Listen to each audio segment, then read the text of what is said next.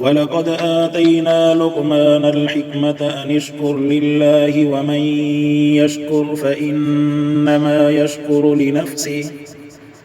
ومن كفر فإن الله غني حميد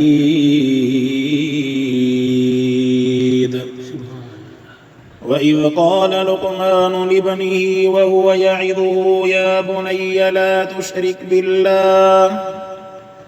إن الشرك لظلم عظيم صدق الله العلي العظيم اللهم صل على سيدنا محمد النبي الأمي وعلى آله وأصحابه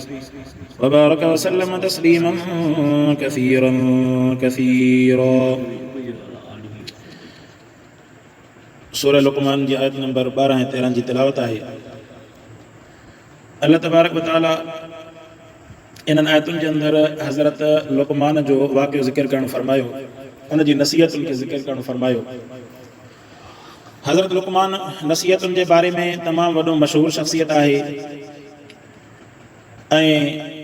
क़ुरान मुक़द्दस में अल्लाह तबारक व तआला हकीम लुक़मान जो ज़िक्र करणु फरमायो ऐं पाण तमामु वॾी शख़्सियत हुया, अरब जे अंदरि मशहूरु हुया हकीमाना नसीहतुनि जे करे ऐं वाइज़ाना नसीहतुनि जे करे। ऐं हकीम लुक़मान जे बारे में फरमाइनि था, कुझु हज़रात फरमाइनि था त पाण ग़ुलाम हुयो कंहिं आका जो, ऐं ॿिया वरी चवनि था त इहो सूडान जे इलाइक़े जो रहंदड़ नोबा जे नाले इलाइक़ो हुयो, उन जे कंहिं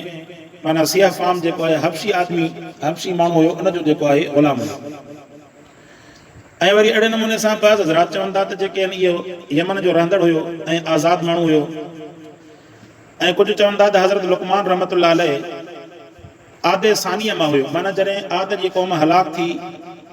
त उन खां पोइ हज़रत हूद अलैहि सलाम ते ईमान आणींदड़नि मां जेको आहे इंसानियत जो नसुल हलियो, उनखे आदे सानीअ चवनि था। त हज़रत लुक़मान जेको आहे उन ई आदे सानीअ वारनि माण्हुनि मां हुयो। ऐं चवनि था त इहो हुमैर क़बीलो हुयो ऐं उन्हनि जा बादशाह हुया, उन्हनि बादशाहनि मां बि हज़रत लुक़मान जेको आहे गुज़रियो आहे। ऐं कुझु वरी इहो बि चवनि था त हकीम लुक़मान जेको आहे शद्दाद जेको पंहिंजे वक़्त जो वॾो बादशाह हुयो ऐं ज़ालिम बादशाह हुयो, चवनि था हुनजो भाउ हुयो। शद्दाद त वॾो मुतकबिर माण्हू हुयो, जाबिर माण्हू हुयो, जॾहिं उहो ख़तमु थी वियो हलाक थी वियो, जीअं शद्दाद जी जन्नत मशहूरु आहे, उनजे ख़तमु थियण खां बाद में उनजे इक़्तिदार ते हकीम लुक़मान जेको आहे उनखे उनजो इक़्तिदार मुंतक़िल थियो। ऐं सिकंदर ज़ुल्करनैन वांगुरु पाण निहायत साले माण्हू हुयो ऐं आदिल बादशाह हुयो। ऐं जहिड़ी तरह चवनि था त इन जा जेके मुख़्तलिफ़ ज़माना आहिनि, हज़रत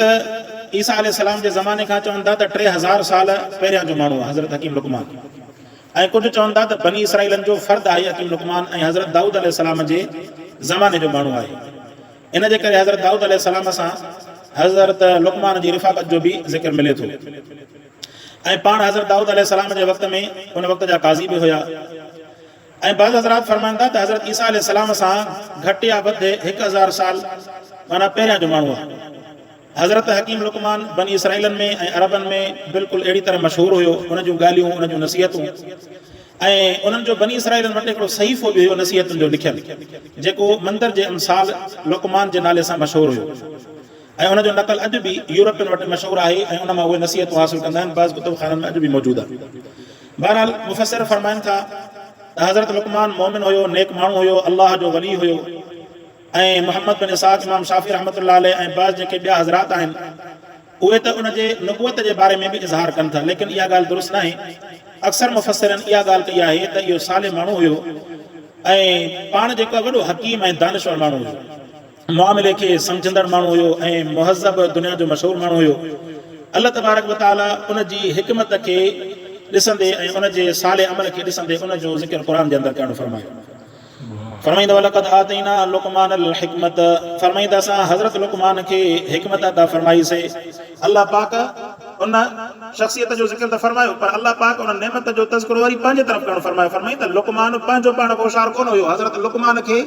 इहा नसीहत ऐं हिकमत वारी तौफ़ीक़ अल्लाह पाक ॾियणु फरमायो, असां ॾियणु फरमाईसीं, उनखे पंहिंजो को कमाल कोन हुयो। ऐं रसूलुल्लाह सल्लल्लाहु अलैहि वसल्लम जे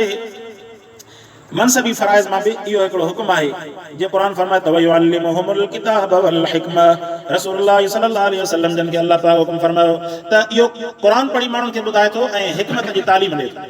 ऐं अहिड़ी तरह सूरह बक़रा जे अंदरि बि अचे थो युतिल हिकमत मन यशाउ व मन युतिल हिकमत फ़क़द ऊतिय खैरन कसीरा। अल्लाह पाक जंहिंखे चाहे हिकमत अता फरमाए ऐं जंहिंखे रब साईं हिकमत जहिड़ी महिरबानी अता फरमाई उनखे अल्लाह जे तरफ़ खां तमामु वॾो ख़ैर नसीब थी वियो। अल्लाह पाक जंहिंखे चाहींदो उनखे हिकमत अता फरमाईंदो आहे। बहरहाल हकीम लुक़मान खे हिकमत अता कई अल्लाह पाक जे तरफ़ खां। अहिड़ी तरह रसूलुल्लाह सल्लल्लाहु अलैहि वसल्लम जन जो फरमान गिरामी आहे तिरमिज़ी शरीफ़ जी रिवायत आहे फरमायो त कलिमतुल हिकमत ज़ालतुल मुमिन फहैथ वजदहा फहुव अहक़ु बिहा।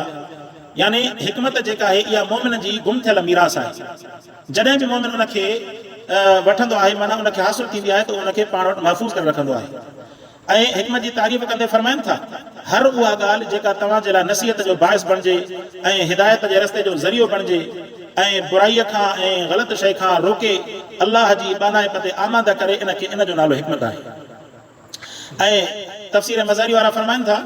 फरमाइनि था हिकमत जो मफ़हूम इहो आहे त मारिफ़त अफ़ज़लुल अशियाए बिअफ़ज़लिल उलूम। यानी अफ़ज़ल शयुनि जो इल्मु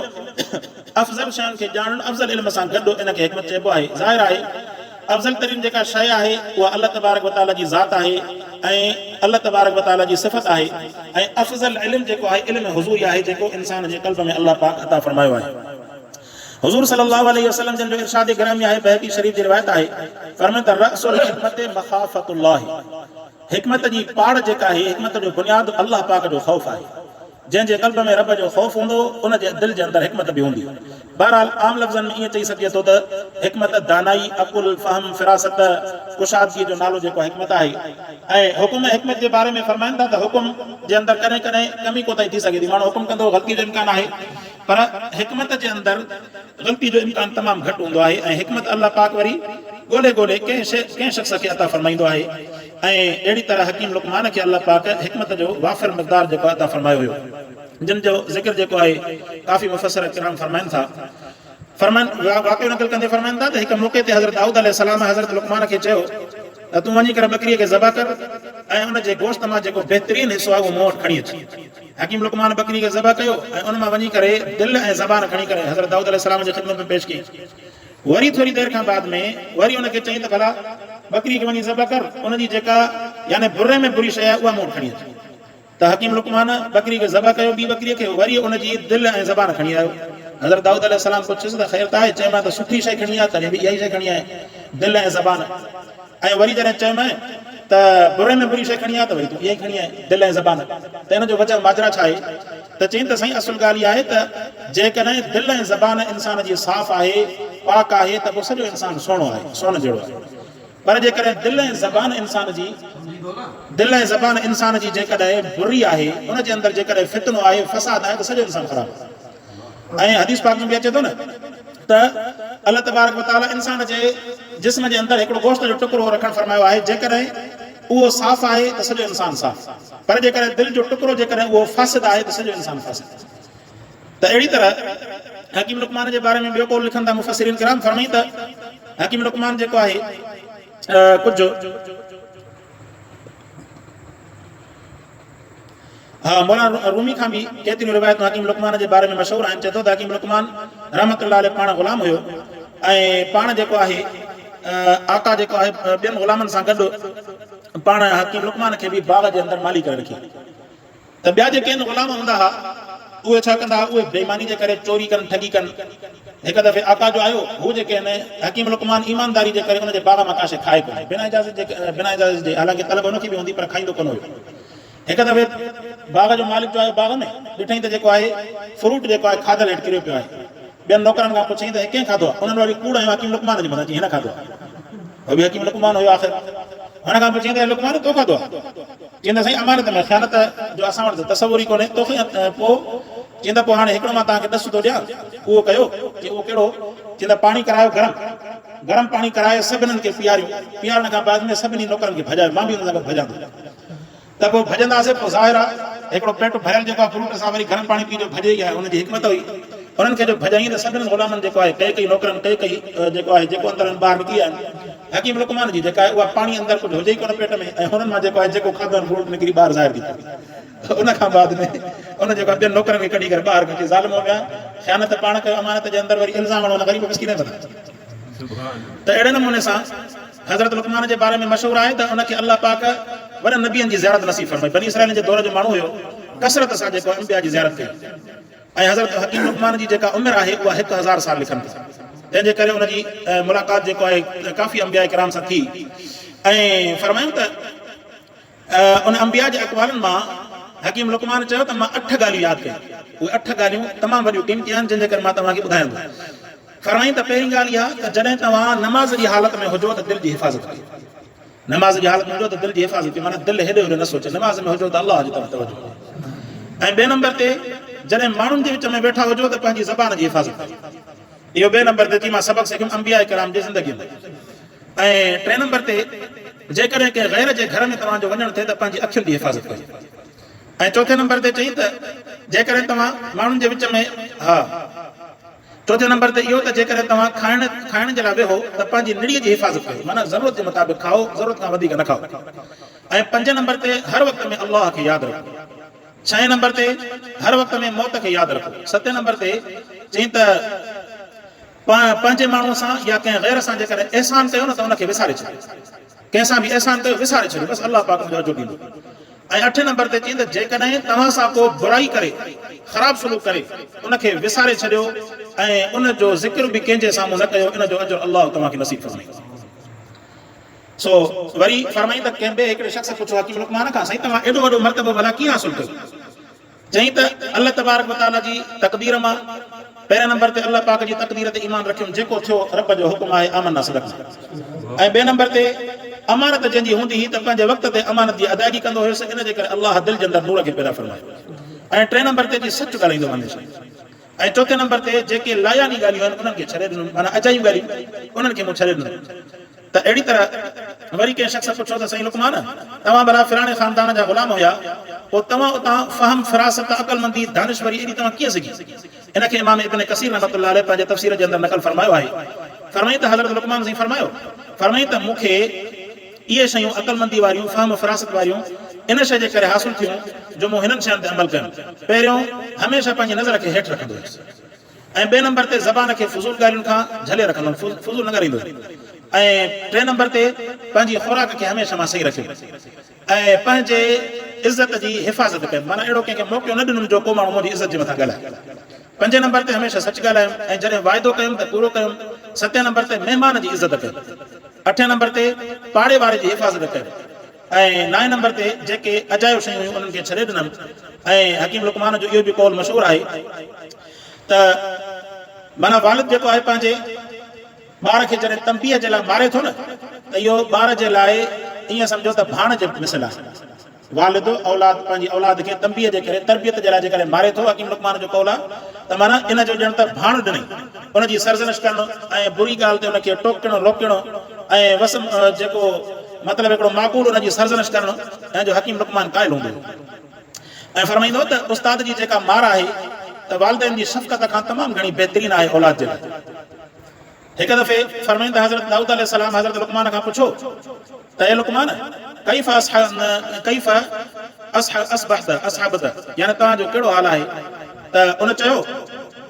त पंहिंजो पाण खे ॿियनि जे हथनि में थो सम्झां मुफ़स्सिरीन किराम फरमाइनि था ग़ैर जे हथ मां मुराद आहे त माना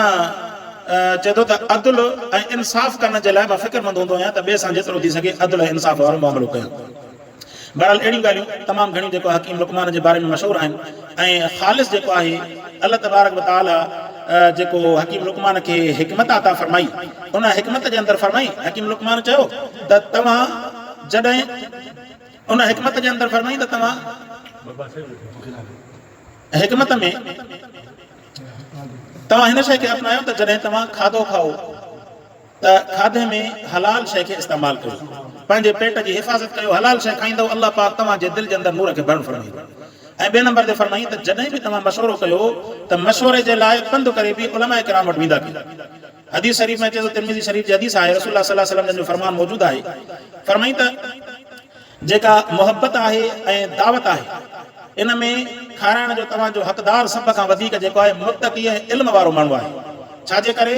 त जॾहिं मुत्तक़ी ऐं परहेज़गार माण्हू खाधो खाईंदो त उन खाधे जो अल्लाह पाक जो शुक्र अदा कंदो ऐं वरी उन खाधे जी निस्बत ते इबादत कंदो ऐं उनजो तव्हांखे फ़ाइदो इहो थींदो जेका इबादत कंदो अल्लाह उनजो सवाबु तव्हांखे नसीब फरमाईंदो। पर जेकॾहिं तव्हां उनजे बरख़िलाफ़ तव्हां पंहिंजो खाधो मोहबत ॾींदा फासिक फाजिर माण्हू खे त उहो सम्झंदो त बाबा हे जाइल ॼट माण्हू उहे मूंखे इज़त ॾियनि था, रहंदो फुलिजी वेंदो, रहंदो तकबर में, ऐं उनखे खाधो खाराईंदा त हू जेको आहे नाशुक्री कंदो, गुनाह जो इर्तिकाब कंदो, त तव्हां हुनजे लाइ चूंकि मुआविनत कई, जीअं अचे थो न त तव्हां जेको आहे बुराई में हुनजो ताउन कयो त हाणे जेका बि उहो बुराई कंदो, जीअं चवंदा आहिनि न त वोट तव्हां बुरे माण्हू खे ॾिनो, हाणे जेका बि बुराई कंदो उनजो गुनाह जो हिसो उन वोट ॾियण वारे जे हिसे में बि लिखिबो। अहिड़े नमूने सां बुरे माण्हू सां माण्हू अहिड़ो कंदो त पोइ हुनजी बुराई जो बि उनखे वरी नेमल बदल बि अहिड़ो मिलंदो। सो अल्लाह तबारक व तआला इन हकीम लुक़मान जे बारे में जेको आहे पंहिंजी बहितरीन नसीहत क़ुरान जे अंदरि ज़िक्र फरमाईंदा वलक़द आतैना लुक़मानल हिकमत अन अश्कुर लिल्लाह। हकीम लुक़मान पंहिंजे बच्चे खे नसीहत कंदे फरमाई, हा असां लुक़मान अलैहिस्सलाम लुक़मान रहमतुल्लाह अलैहि खे हिकमत ॾिनीसीं ऐं चईं त अनश्कुर लिल्लाह, तव्हां शुक्र कयो अल्लाह पाक जो, वमन यश्कुर फइन्नमा यश्कुरु लिनफ्सि, जेको शुक्र अदा कंदो अल्लाह पाक जो उनजो शुक्र पंहिंजे नफ़्स जे लाइ आहे। अल्लाह पाक खे शुक्र जी ज़रूरत कोन्हे। जेकॾहिं असां शुक्र अदा कंदासीं पाण खे फ़ाइदो इहो थींदो, जीअं क़ुरान में ॿी जॻह ते अचे थो त वई तअज़्ज़न रब्बकुम लइन शकरतुम लज़ीदन्नकुम, शुक्र कंदो अल्लाह तव्हांजी नेमत खे वधाइण फरमाईंदो, वलइन कफरतुम मिन अज़ाबि लशदीद, जेकॾहिं तव्हां इनकार कंदो अल्लाह जो अज़ाब सख़्तु आहे। तव्हां रब जो शुक्र अदा कंदो अल्लाह पाक जी हिकमत हुकूमत में बादशाहत में कंहिं बि क़िस्म जो वधाउ न ईंदो, बल्कि शुक्र जो फ़ाइदो इंसान जे पंहिंजे नफ़्स खे थिए। वमन कफर फइन्नल्लाह गनियुन हमीद, फरमाई जेको नाशुक्री कंदो अल्लाह पाक बेपरवाह आहे, हू त हमेशा हमद वारो आहे। वइद क़ाल लुक़मान लिब्निही, क़ुरान बेहतरीन नसीहत हज़रत हकीम लुक़मान जी हिते ज़िक्र फरमाई त लुक़मान पंहिंजे बचड़े खे फरमायो, पहिरीं नसीहत फरमाई त वहुव याइदुहु, ए मुंहिंजा बचड़ा नसीहत करे पियो पंहिंजे बचड़े खे, या बुनय्या ला तुशरिक बिल्लाह, फरमाई ए मुंहिंजा बचड़ा अल्लाह सां कंहिंखे बि शरीक न बणाइजांइ। दुनिया आख़िरत जे अंदरि कामयाबी जो पहिरियों ज़ीनो इहो आहे त अल्लाह सां कंहिंखे शरीक न बणाए। तव्हां ॾिसो त हिन वक़्त में जेका आहे दुनिया तकलीफ़ में आहे, न कंहिं पीर बचायो, न कंहिं बुज़ुर्ग बचायो, पाणीअ जो जॾहिं अज़ाब आयो न पीर बचायो न बुज़ुर्ग बचायो, न वरी कंहिं जेको आहे कंहिं बि बचायो। हमेशह हाणे तव्हां ॾिसंदव न त मुशरिकनि जी ज़बान ते बि इहे लफ़्ज़ लॻा पिया आहिनि त ए अल्लाह तूं रहम कर। इहो उहो ई कमु आहे जॾहिं इकरमो जेको अबू जहल जो पुटु आहे इस्लाम आणण खां पहिरियां दरिया में फाथो न वञे त उते जॾहिं ॿेड़ी हुनजी पाणी में फाथी, उन वक़्त में चए पियो त ए मुंहिंजा रब, ए ॿेड़ी खे हलाइण वारा अल्लाह, तूं जेको आहे मूंखे बचाए। मां जॾहिं किनारे ते पहुचंदुसि त मां तोते ईमान आणींदुसि। ॿियनि पुछियुसि हे छा तूं करे, भला तूं त मुशरिक जो पुटु, तूं अल्लाह खे थो छॾे अची। हाओ हिन वक़्त में तकलीफ़ जे वक़्त में जेकॾहिं मूंखे कमु अचण वारी ज़ात आहे त मुंहिंजो अल्लाह पाक। त अॼु जेको आहे तव्हां ॾिसो त मुशरिक जेके आहिनि हाणे ॿिरनि में लिकिया वेठा आहिनि, जेके अल्लाह जी तारीफ़ कंदड़ वखाण कंदड़, तव्हां ॾिसो मीडिया ते ॾिसंदा हूंदव ॿिया बि माण्हू ख़िदमत कंदा, पर जिन जी तवक्कुल आहे अल्लाह पाक जी ज़ात ते, ख़ासि करे दीनदार माण्हू, इहे झंग जर में वञी करे इहे जेके वञी करे सम्झो त ग़रीबनि जी ख़िदमत कंदा। हे लाड़काणे वारो असांजो राशिद साहिब इहो ॿुधाए पियो त हिन वक़्त ताईं असां जेको आहे 1.25 करोड़ जी जेका आहे दवाऊं घुराए चुका आहियूं माण्हुनि जे अंदरि, ग़रीबनि जे अंदरि, ऐं अलाए केतिरा जेको हज़ारे खीमा ऐं नक़दी रक़म जेको आहे 37,000 या 17,000 ॿुधाए पियो, 17,000 ख़ानदाननि जे अंदरि असां राशन तक़सीम करे चुका आहियूं। त हिन वक़्त में उहो पीर उहे फ़क़ीर काथे लिकी जेको आहे जुबा पाए करे पंहिंजे हिन दरगाह में वेही रहे, बसि अलाह जा असांजे क़ौम खे छॾे ॾिनो। खाइण जे वक़्त में माण्हुनि जा ॾन खाधऊं, पर जॾहिं हाणे सज़ा जे हाणे जॾहिं आज़माइश जो वक़्तु आयो त हुन वक़्त में क़ौम जे साम्हूं इहे पीर ज़ाहिर आहिनि, जेके सम्झो त सजदनि मां जेके मदीना पिया ॾेखारनि उहे हाणे मैदान ते ज़ाहिर कोन्हे। तंहिंजे करे सभ खां पहिरियां पंहिंजो पाण खे बचाइबो शिरक खां। जेको शिरक कंदो दुनिया जे अंदरि बि तबाह थींदो, आख़िरत जे अंदरि बि तबाह थींदो। कलंदर जेको उहो बि किरियो हो न 90 जी ॾहाई जे अंदरि, माण्हू मरी विया त पंहिंजनि पंधीड़नि खे बि न बचाए सघे। अॼु ॾिसो त जेको सैलाब आयो, केतिरा बुज़ुर्ग उन्हनि जूं मज़ारूं जेके आहिनि, कुबन सूद मज़ारूं जेके आहिनि उन्हनि सां भरिजी वियूं पाणीअ सां, पंहिंजो पाण खे न बचाए सघिया त ॿियनि खे करणो बचंदो। इन वक़्त में तव्हां क़ौम खे तौहीद जे तरफ़ अचणु घुरिजे, अल्लाह पाक जी वतन जे तरफ़ अचणु घुरिजे। इन खां वधीक कहिड़ो सबक़ आहे काइनात जे तरफ़। हिन वक़्त में तव्हां मुशरिक हुजे काफ़िर हुजे, यकीन ॼाणो उनजी ज़बान ते तव्हां ॾिसंदव त ए अल्लाह तूं रहम कर। हिन वक़्त में दर तुंहिंजो आहे, न हुक्मरान असांखे कम था अचनि, न को असांजा के पंहिंजा कम था अचनि। हिन वक़्त में जेकॾहिं बचाइण वारी ज़ात आहे त अल्लाह जी। ऐं इहो सबक़ क़ुरान फरमायो, फरमाईंदा इन शिरक लज़ुल्मुन अज़ीम, शिरक जेको आहे वॾे में वॾो ज़ुल्म आहे, इन खां पंहिंजो पाण खे बचायो। अल्लाह पाक खां दुआ आहे अल्लाह से